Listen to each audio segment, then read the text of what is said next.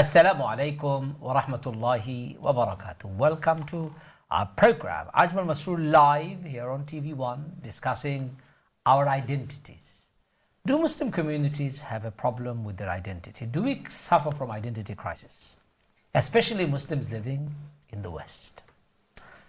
Of course, are you Bangladeshi first? Are you Muslim first? What's your true identity? Are you Pakistani first, Muslim second, Indian first, Muslim second? What is your identity? Arab first, African first?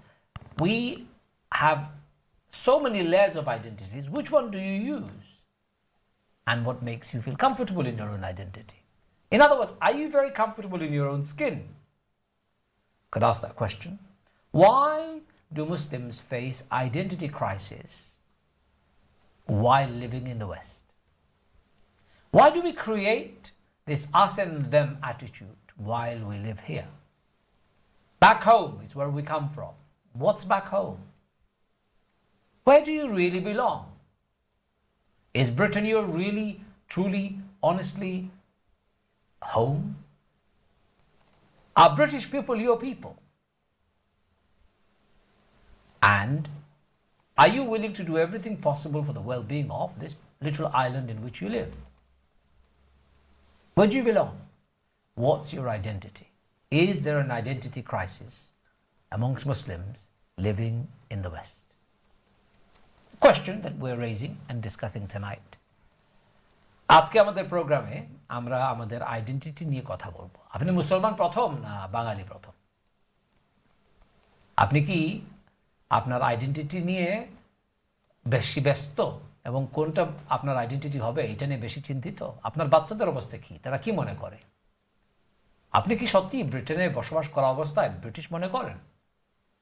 না শুধু British নাগরিক হিসাবে এই দেশের বেনিফিটগুলো আপনি লুটিয়ে নেন কিন্তু নাগরিক হিসাবে দায়িত্ব পালন করতে প্রস্তুত নন? আপনি কি বাংলাদেশ আমার আসল দেশ এটা মনে করেন? আপনি কি মনে করেন ব্রিটেন আপনার বাসা, আপনার বাড়ি এবং আপনারই আসল বাসস্থান? আসলে কি ব্রিটিশ মানুষকে আপনি নিজের মনে করেন? আর ব্রিটেনের সর্বাত্মক উন্নতি এবং প্রগতির জন্য আপনি কি সবসময় প্রস্তুত আছেন? এটার কাজ করার জন্য আপনি কি প্রস্তুত? এই প্রশ্নগুলো আজকে আমরা করব বাংলা এবং ইংলিশ দুটোতেই। আপনারা যদি কোনো প্রশ্ন করতে চান, if you want to ask any questions, you can raise it in our program. We'll be discussing these questions both in Bangla and English, of course. It's your choice which language you speak. We most likely and most probably speak in English most of our program. We've been joined by two amazing people. Firstly, let me introduce you to Mufti Abdul Qadir Barkatulla. He's teacher for many of us, senior scholar in our country, mashallah, Sharia Scholar. May Allah bless him and give him long life. Assalamu alaikum. Ameen. Wa alaikum salam. How are you doing? Thank you for having me. Fine. Alhamdulillah, very good. Good to see you. And we've also been joined by our dear brother Maswood Ahmed. He's CEO for Inspireamillion. That's a very nice name. He is a coach, mentor, motivational speaker, international social worker, and chairman of Iqra International. You've been recently elected as chairman of Iqra International. Congratulations on that. Welcome to both of you. I know, ladies and gentlemen, you may have lots of questions, but I've got questions for our scholars. Mufti Sahab, are you British or are you Indian? No, I'm British now because this type of question preempts the dimension of our identity. Tell me. Because internationally, in a globalized world, whenever we meet each other, we want to know the country of permanent residence, and then we guess sometime the race, we try to guess the religion and other things. Yeah, so it is just a like form of starting to introduce each other, and everybody in this world is now having composite and multiple identities, and in different contexts, different identities is used. So to classify it as a confusion is not. I'll say we are living in a composite identity age, and we use multiple identities for multiple purposes in multiple occasions and context. Composite or confused? not confuse, yeah, I would say compose it.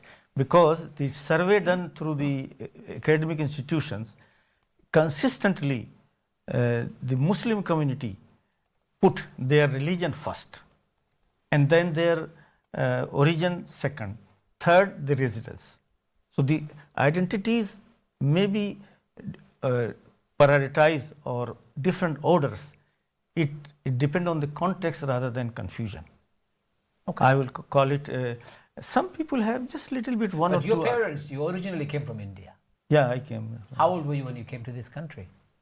Sorry, I have to calculate it. Yeah, maybe 30. I was 30. You were 30. Yeah. And now you are? 70.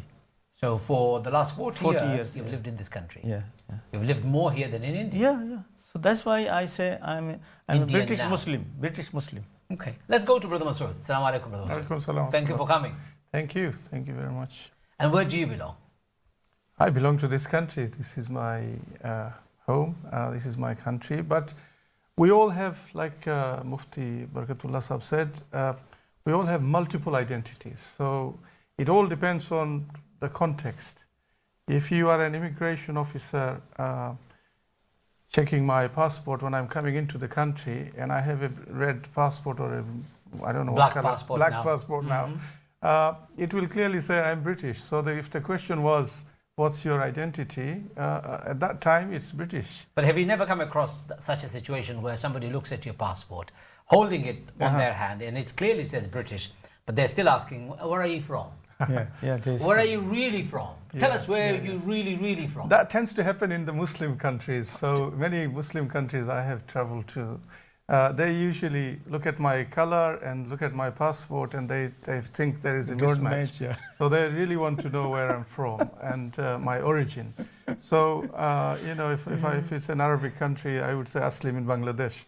So that satisfies them. You know, they just immediately think I'm a servant, I'm poor, I'm to be neglected and treated in a different way. But if I'm in another country, there is fascination. You know, if they hear I'm from this country or that country, there is a lot of, you know, I was in Portugal, for example, and I was talking to some of the people, and they were fascinated that I'm from Bangladesh, but I'm also originally, but you know, I'm also British and I speak English and all these kind of things, and I work for British institutions. So every time, you know, your identity can be either a positive thing or it can be a negative thing. It all depends how you use it. Do you think the Muslim communities actually suffer from identity crisis? Do you think that has become a real battle? I think if somebody claims to be a Muslim and the issue is about Islam, if there is a discussion, Islam is not a nationality. So in that context, I think I don't think there is a confusion. But if you talk about what's going on politically and if you develop that discussion into other issues, then we can say that there is a segment of the community who are struggling with their identity. But on the whole, if I may say so, I think there are lots of positives to do with the Muslim community. You know, religion per se is having a crisis all over the world, because the secularism or secular world or the struggle for secularizing everything is advancing so fast that religion in some way is being left behind and isolated.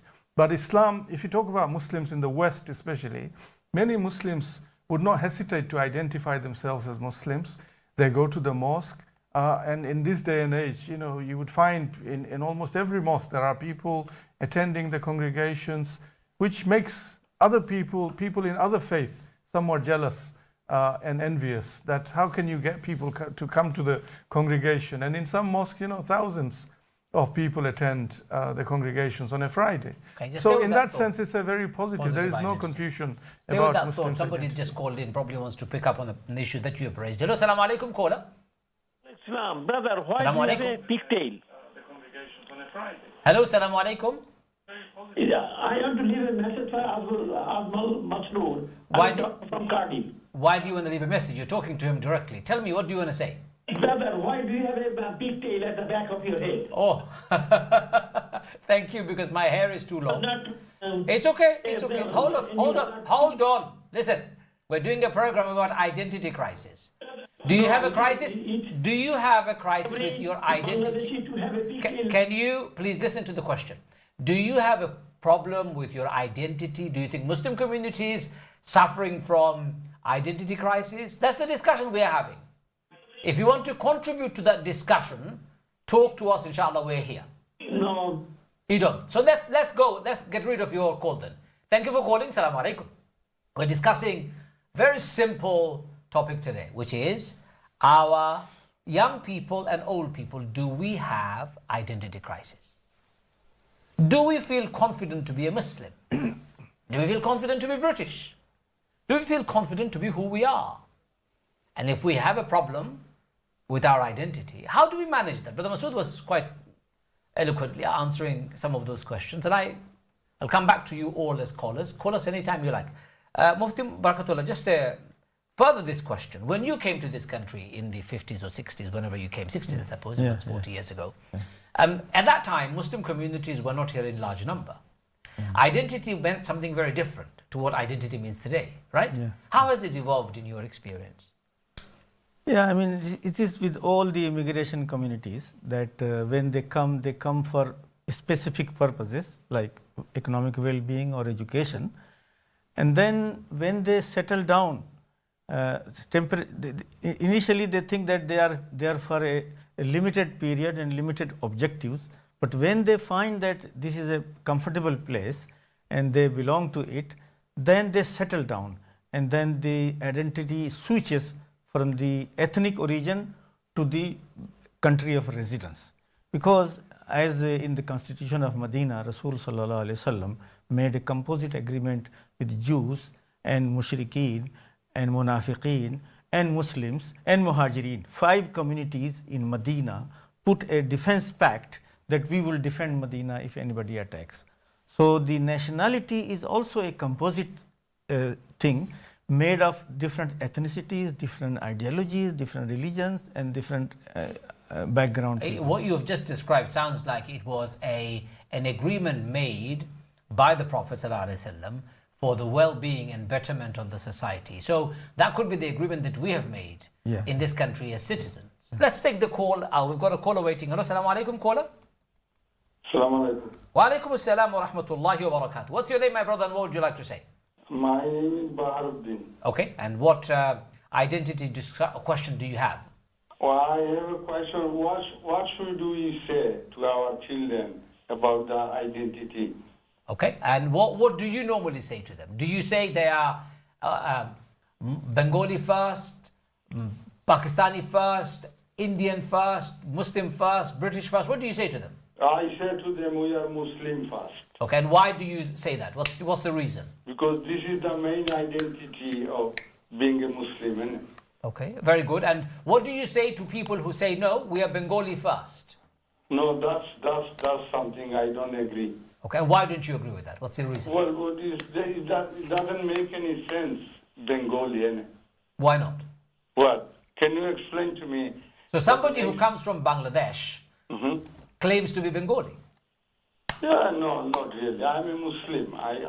My identity is Muslim where anywhere I born. And do you think your children have the same belief?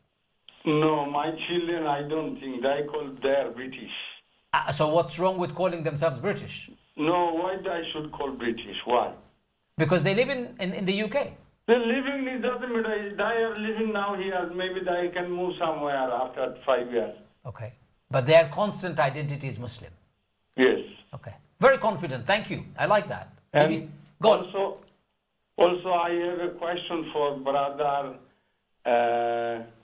Maswood Ahmed. He's listening. Go ahead. Yeah, because আমি বাংলায় হই Khoka ji. তাই আমার একটা বাচ্চা disable আর কি learning difficulty বুঝছেন জি তাই সোশ্যাল ওয়ার্কারে হসলা এখন এমন পজিশনে পড়ছে আমার বাচ্চাটা তান্তানোর রিপোর্ট হতা দেওয়া আচ্ছা একটা জিনিস আমি আপনার কই যেহেতু আমরা এখন টেলিভিশনের প্রোগ্রাম করলাম এখানেও তানোর খাজর সাথে আমরার প্রোগ্রামের কোনো সম্পর্ক নাই আপনি দয়া করি তানোর লগে যদি যোগাযোগ করতে চান তাহলে তানোর প্রফেশনাল যে কমিউনিকেশন চ্যানেল আছে ওটার মাধ্যমে করতে পারবা তানোর খাজুর ব্যাপারে কিন্তু আজকের ডিসকাশনের টপিক হইল আইডেন্টিটি ক্রাইসিস মাসুদ ভাই যদি জিজ্ঞাইতেছেন আইডেন্টিটির ব্যাপারে you welcome okay thank you let's take the next call hello সালামু আলাইকুম সালামু আলাইকুম Hello, can you hear me? We can hear you, my brother. How are you doing? I'm doing fine. I'm calling from London. I recognize the voice. I haven't heard that voice for a long time. Yeah, it's been a while. Tell me, what are you first? Muslims or Bengali or Pakistan? I'm a Bangladeshi, although I don't say Bengali, there's a difference. But I'm Bangladeshi like you, I was going to say, but you claim to be an Englishman. But anyway, I know you do. So, I'm an Englishman. Hold on a second. How can you say I claim to be an Englishman? My friend, that's shameful. Anyway, I'll come to that. But if you allow me, look, you're not going to get too many callers in today. Go on then, but, go on. Listen, if I can just quickly educate your Mufti, I know he's an old man, 70 years old. Let me just explain something to you. You see, when it comes to this subject, if you notice, it's always ethnic minorities that have these issues, especially living in the West. Now, your Mufti there is 70 years old, right? He said he's British. I'd like to know in what way does he mean British? Because there is a difference here. He came to England at the age of 30. He lived 3 decades in his country of origin. Look, I myself am Asian. But 4 decades in this country, though. He lived here for 40 years. No. Yeah, there's difference. So my mother's been here more than that, 50 years. So she must be English by now. No. Listen, my friend, it's not a peeing contest, okay? The thing is, yeah, it isn't. Look, the thing is, there's 2 different things. There's citizenship, okay? I have British citizenship, yeah? But I'm not British by origin, because both my parents... So let me ask you a question then. Hold on, let me ask you a question. When the Prophet of Allah sallallahu alaihi wasallam migrated from Mecca to Medina, and he went and established the city of Medina with the Muslims or state of Medina, did he call himself a foreigner? No, but that's not foreigner. No, hold on a second. Answer my question. Did he call himself a foreigner? I am answering your question, my friend, but you're not allowing me. Go for it. It's not the same thing. They say it's apples and oranges. Did he call himself Makki? Hold Mecca on. and Medina. Did he call himself Mecca and Makki? Medina, what is that? Did he call himself Makki? No, he was an Arab. Now, did he call himself a Makki? Oh, he didn't. It wouldn't have made a difference. It's the same country, though. No, it's not. At that time, there was no Saudi Arabia. Each of the tribes were living in different regions in their own areas. Mecca was an autonomous region by itself. Medina was a different region. He came to a new region. Upon him never left the country. It was not a country at that time. There was no country called Saudi Arabia. He left Hijrah. No, it's different. It's not the same thing. Look, they pretty much look the same.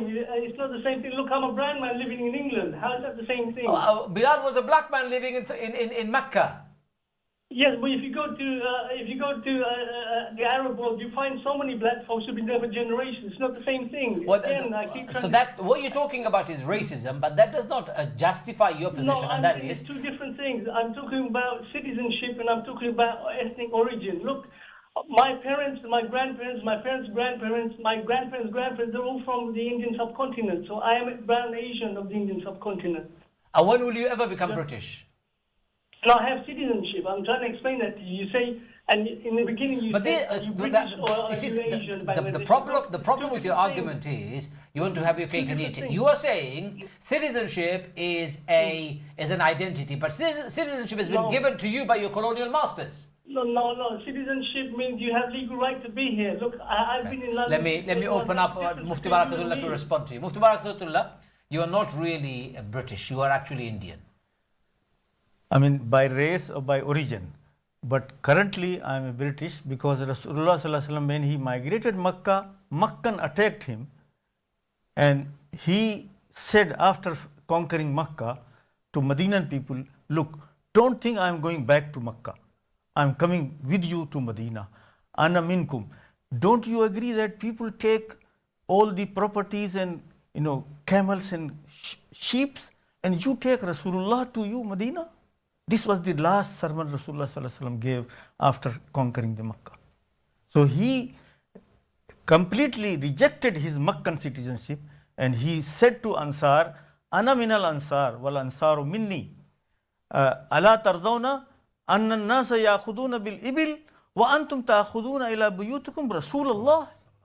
You, if you remember, this is a completely clear statement that wherever Rasulullah Sallallahu Alaihi Wasallam lived, he made it his land, and he asked Muslims and non-Muslims all to defend that land, Medina, through the Medina Accord. So what do you say, Brother Maswood, to my dear brother who just called, who feels for generations his identity will always remain his ethnic origin rather than the identity of the country in which he lives? What do you say to such a person? Well, I think at one level that argument is valid because people associate with the culture, with the language, with the food and all kind of things. So from that point of view, that identity is very important for all of us, where we grew up, how we eat, what we, every time I go to a different country, I was in India, by the way, only a few weeks back. Every time we go to a different place. Did you feel at home when you went to India? No, I didn't, but I felt very welcome. Strange you should say that. I felt very much at home when I went to Calcutta. Yeah, so the point, before I forget, is that when we go away from our home, natural home, we start missing our food, we start missing our family, we start missing many of the things that make us whole.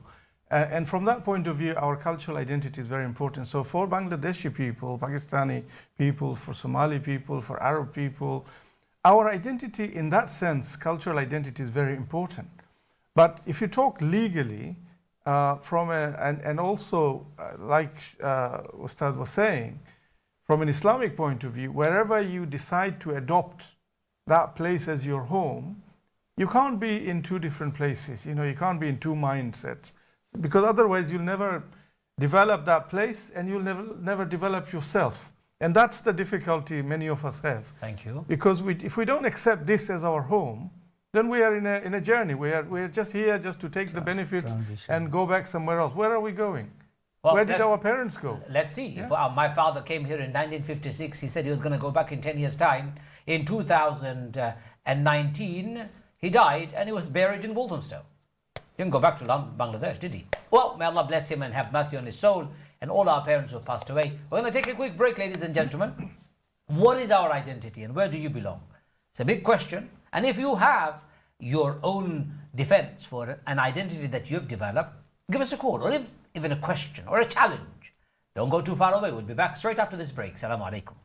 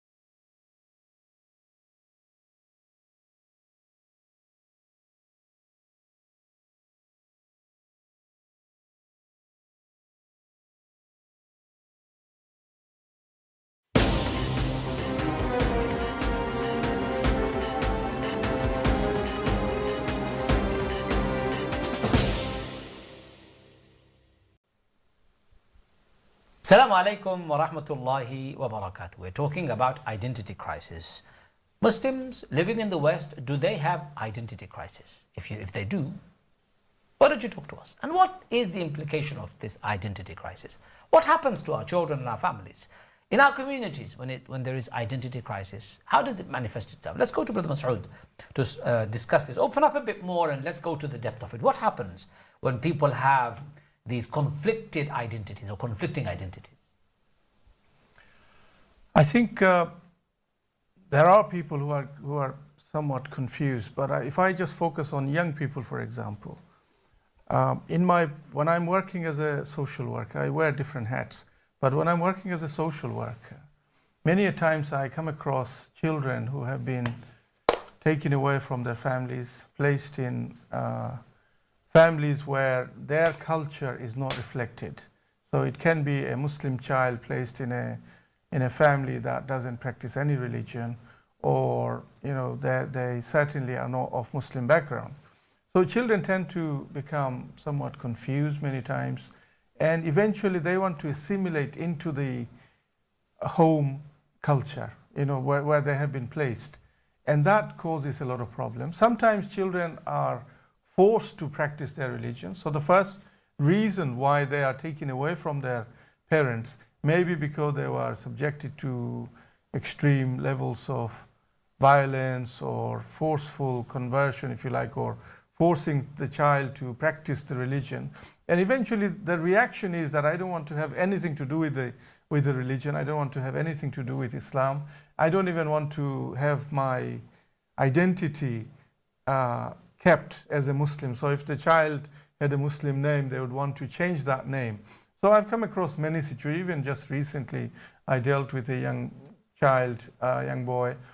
He clearly told me when I was talking to him privately in an interview that I want to change my name, I want to change my religion, I don't want to pray, even if the foster carers give me prayer mat or tell me to read the Quran or whatever. I don't want to have anything to do with that. So they become allergic. It's a reaction to the home culture. And sometimes children, girls, for example, the parents may force them, they beat them, they hit them to wear the hijab. Whereas in Islam, as we know, and no doubt Mufti Barkatulla will tell us that you don't force your child to practice anything. You have to explain things and try and convince them. But when that happens, they become so allergic to Islam, they want to run away from Islam altogether. They don't want to identify with the culture, and they want to go as far as possible. So these are some of the crises facing the community, I think, the identity crisis. In terms of identity, especially with the young people. And especially since 9/11, it's more than, 10 years? 20, how many years has it been? 20 years now. More than 20 years. So the Pew Research Institute is an American institution. They found that significant number, more than 50% of American Muslims at that time, they were finding it difficult to identify with Islam, to keep their identity. And they also reported that they were facing so much discrimination since 9/11 because of their Muslim identity. So it takes a lot of courage and it takes a lot of confidence for people to identify as a Muslim, especially since 9/11, because the atmosphere is so hostile, and the reactions from different quarters throughout the world is so hostile towards Muslims that people, especially young people, are finding it difficult to identify and retain that. So they need, obviously we can talk about what let's expand on those, inshallah, but let's go to our callers and ask. So in your homes, amongst your families, friends, your neighbors, people that you know, have you noticed anybody who has decided to leave Islam because they no longer feel confident in Islam, no longer feel confident to be a Muslim, no longer want to be associated with this community? Have you come across young Muslims or older Muslims who have no idea about what is truly Islam and constantly confusing their cultural identities and their religious identities and cultural norms and religious norms and making a big mess out of them? Have you come across such a crisis in our communities? Have you come across our children who are constantly feeling so inferior that they're embarrassed to even call themselves with Muslim names. Long Muslim names or any Muslim names have been shortened so that they will blend into the society and not stand out. Have you seen your child displaying dislike of Islam and Muslims? Mufti Barkatulla, do you come across this amongst young people, where you see young people are suffering from identity crisis as well as lack of confidence in themselves? Maybe my experience and exposure is limited, although there are statistical proof that some percentage of youngsters in this country and quarter of youngsters in the United States, they are leaning towards atheism as a dominant culture and leaving their identity. So those who leave their identity, they are not leaving out of confusion, but out of clarity. So they have made their mind. So those who are riding two boats, they are confused really. So what I will say that it is from Islamic and from a spiritual point of view, if our hijrah to this country was for a noble cause, for religious purpose, like we know the hadith of Rasulullah sallallahu alaihi wasallam, innamal a'malu binniyat wa innamal li'imri'in ma nawa faman kanat hijratuhu ila Allah wa rasulihi fa hijratuhu ila Allah wa rasulihi. Those who came here for the sake of preserving their identity and living as a Muslim and for the noble causes, they are never confused. But those who came just for the economic gain, of course their identity and loyalties are split, they might be confused. But those who are being born in this country and brought up as a Muslim, they are not confused, they are very solid. And the one proof is that 30 years ago when I came, there was hardly a single hijabi woman on London streets. Look at the confidence of Muslim women now in London with hijabi and niqabi. This does not show you the transformation of confidence for the generation who have been born in this country. I mean, I'm saying for 30 years ago, my wife never met more than one person with hijab, 30, 40 years ago. But now you see, so this is a confidence or not? Is it confusion? Muslim women are faced with all sorts of things, but they are still fighting the identity battle. But do you think if a woman was wearing niqab as opposed to hijab, it's also a demonstration of confusion when it comes to their identity? No, it's not. It's like assertion. Niqab is, I mean, I'm talking about just simple dupatta hijab was absent from London's street. I get it, but now if it is that, and the niqab is like another level of confidence or insistence that despite the legal problem, despite the discrimination, we want to wear niqab and want to exercise the democratic and freedom rights. And this is a problem for the European democracy and liberalism rather than us. It is their test, acid test, that where is your liberalism and your is democracy, where you feel threatened with the piece of cloth wearing by a Muslim woman. What do you think, brothers and sisters? Do you think your identity is an issue? I remember a long time ago, that I was invited to give a lecture in Suffolk. Actually, it was a BBC radio interview, and there was an audience of about 300 in the audience, and all of them were white English people. And I was the only non-white in that room. And then I said to everybody, I'm English. Literally after the program, a lady got up and said, young man, you're not English. You are British. I said, why? She goes, because to be English, you have to be white. You should be privileged and honored to be given this Britishness as a title. I said, look, madam, whether you like it or not, I'm English, and I'm here to stay. Okay. Now, whether that was in response to her rejecting me, or whether it was me asserting my identity, is quite in contrast to what my father said when I was younger and I was at home. And I said to my father, I'm English. And my father said, no way, get out of my house, you're Bengali. You can never be English. Now, these constant battle that we see our young people having, outside they want to be British English, and inside their parents are saying, no, you're Bengali, or you're Pakistani, or your ethnic identity. How do you navigate this? How do you balance it? Yeah, so it's not an easy thing. And again, even about Englishness, there are different definitions. So depending on which one you take, I see that you're taking the more generous one. That because you live in England, I presume you think you are English. But the other definition is that you have to be born in England and then you are English. Like, you know, so... Well, I'm 50 now. Yeah. I came to this country when I was about 1. So if I was to be generous and say I've lived in this country for 49 years and I've lived in Bangladesh for less than 1 year, would that not qualify me to be more English than Bangladeshi? Yeah, you'd be more English, but more English than him. But you wouldn't be enough English. Oh yeah. You see, in one sense. But at home, this struggle, the constant struggle at home between culture and religion, between parents and society people, outside. You know, I did. Ironically, I did for a master's course. I studied within that identity issues, and identity is such a complex subject that people sometimes, which identity they hold on to could be a reaction to what's going on around them. Yes. Yeah. So let's just say for Bangladeshi parents, first generation parents, why is it that they are so concerned about keeping their Bangladeshi identity?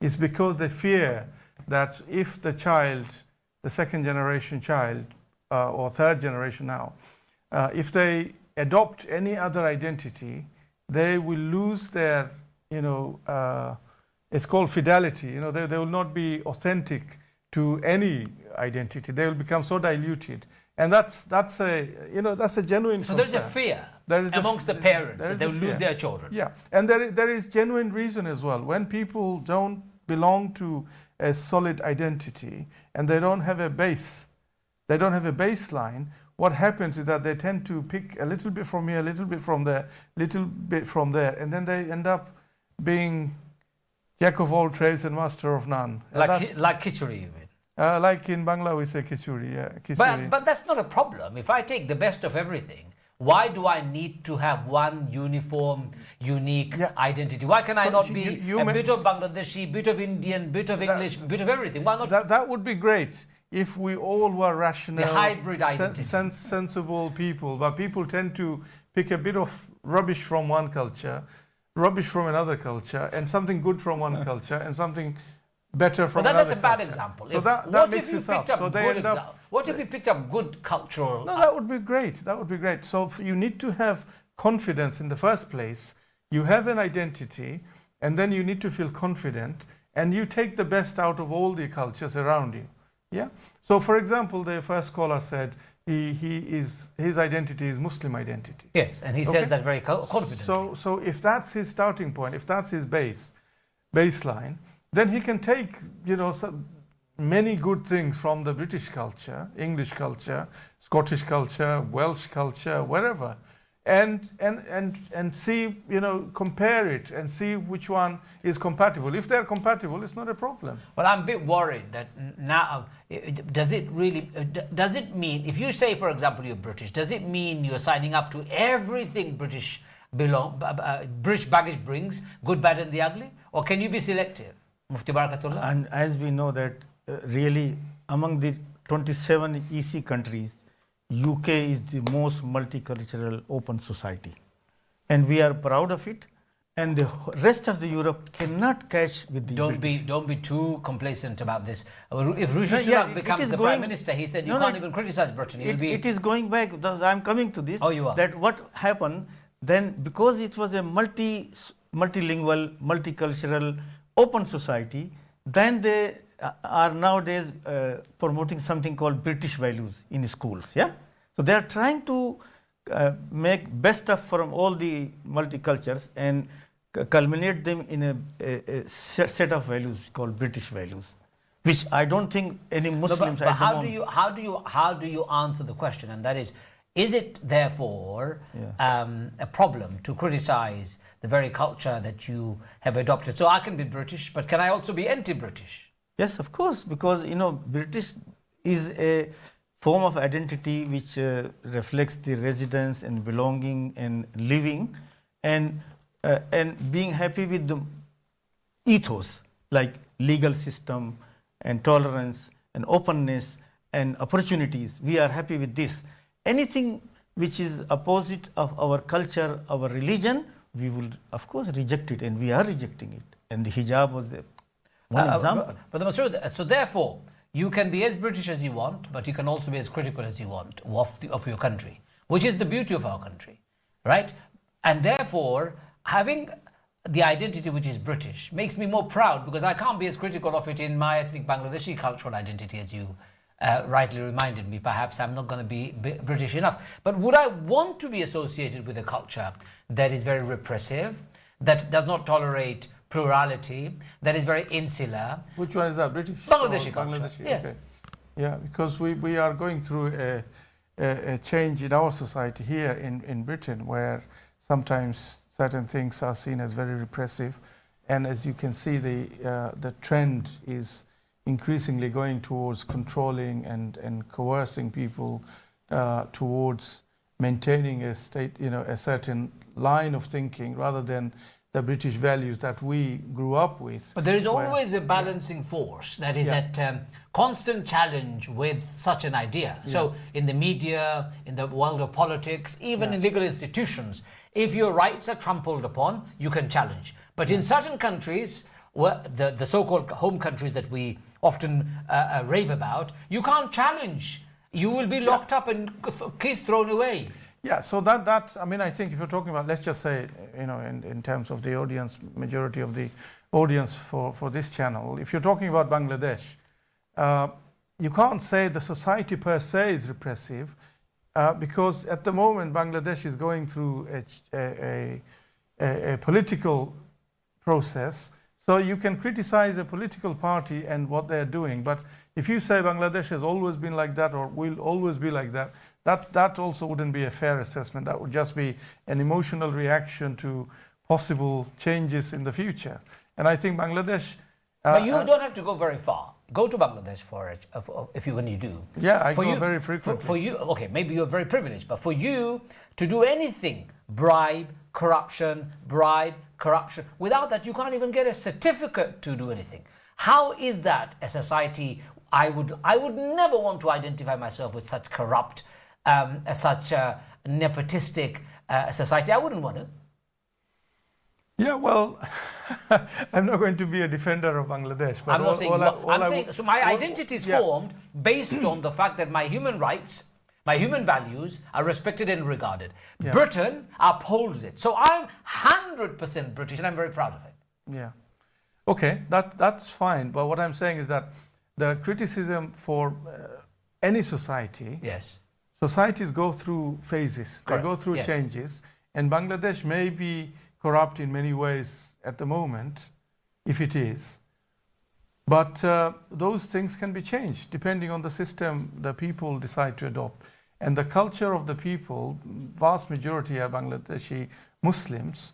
If they start to practice what Islam teaches them, then Islam forbids gambling, Islam forbids alcohol, Islam forbids corruption, Islam forbids lying and cheating and double standard, hypocrisy and deception, breaking your promises left, right and center. And so on. So going back to the identity of being a Muslim, if the citizens of Bangladesh suddenly woke up and realized and adopted the true Islamic identity and decided that they want to live like good Muslims and set a good example all around them, who's going to be paying all the bribes and corruption and getting false certificates and whatever else that you are criticizing? So that's the reason why perhaps the identities that we need to formulate here with the British Muslim community is that you're Muslim here. Yeah. And you are local, that's why you're British. Yeah. Forget about your Bangladeshi cultural identities. When I say identities, I don't mean cultures, food, clothes, celebrate them all the time. But your identity is Muslim and you're British. Yeah. Your ethnic connections, yes, alhamdulillah. But that should not be your predominant identity, should it, Muslim? We changed the food. We made the curry in this country. Of course, I understand that. So if we belong to this land, we will be able to bring all the goodness from our background culture and make a new start and new identity. Instead of insisting on all our ethnic and linguistic identity, which is going rotten, as you have explained. I do not have much experience of it. Then I think there is very less to be proud just for the ethnicity and other things. Let us think about the human society where there is a rule of law, where there is a value, where there is integrity, and there is a decency, and there is a freedom and plurality. In all those sense, England performs better than many Muslim countries, most of the Muslim countries. At the moment. At the moment, yeah. So At the moment. But I think, most, Muslim, most Muslim country in the world is New Zealand. I know, but with all due respect, I think we mustn't lose sight of the historical legacies of colonialism, whether it is British colonialism, whether it is Portuguese or Spanish or any other But hang on, that was imperial 100 forces. years ago, right? It doesn't matter how many years ago, but they have left legacies which have lifelong consequences, and they are very, very damaging for those societies. And even now, if you look at how the World Bank, for example, operates, how certain countries are kept as slaves effectively because of the economic conditions that are created, that automatically forces people like us to look at those societies and think, oh my God, I want to have nothing to do with them. But that is a creation. It's a manufactured, disaster, basically. It's a crisis all around the world. Let's move on. Our time's up. Ladies and gentlemen, wherever you are, whatever your identity is, just be confident about it, please. And don't be confused, because confusion doesn't bring happiness. But most importantly, when Prophet Muhammad ﷺ came to the people, he called people around him as his people. Every prophet, when they were addressing their people, they called them their people. So the answer to the three questions I raised at the beginning of our program: is Britain your home? Yes, it is. Are British people your people? Yes, it is. They are. Are you going to do everything possible for the well-being of Britain? Yes, you are going to.